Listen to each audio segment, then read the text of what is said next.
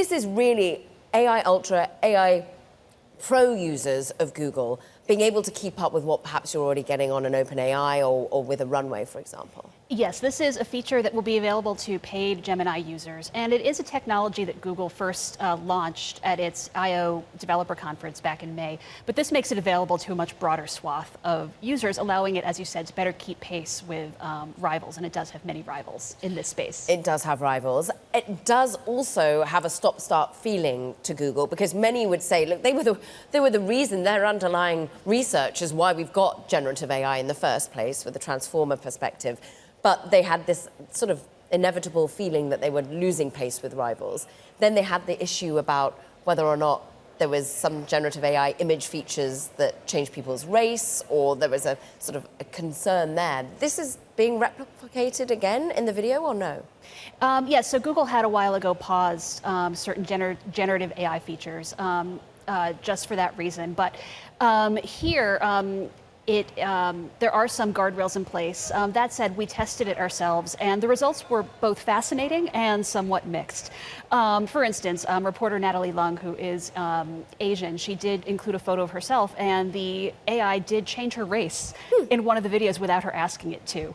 Other goofs, we did ask for a video of someone breakdancing. We did not see any breakdancing, sadly. The AI did follow other instructions we gave faithfully, but not that one. So the results were mixed, and we do expect the technology to improve. And people do seem to really love what's been coming out in terms of image generation coming from Google and Gemini writ large of late.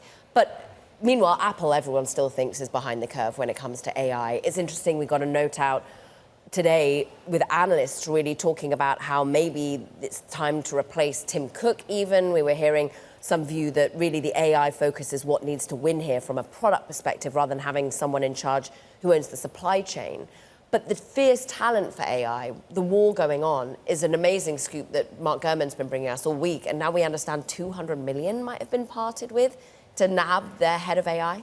A pay package worth more than 200 million. And I should say that this package does include not just a base salary and a signing bonus, but stock options. And there are a few things tied to that. One, someone would have to stay with the company for a certain period of time, so they wouldn't get all that money if they left early.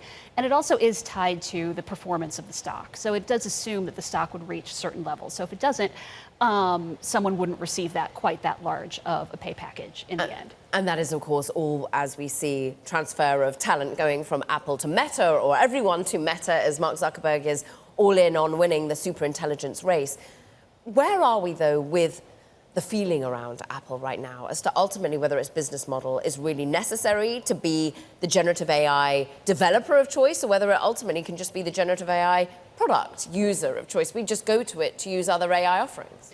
So just given its overall stock performance and its market cap, I really hesitate to call it struggling. Yes. But I think its struggles in AI specifically have been well documented. I think its efforts to have a new blockbuster hardware hit have been well documented. I think we know that the Vision Pro has not been a great seller, even though reviewers and sort of tech enthusiasts have praised it for being innovative.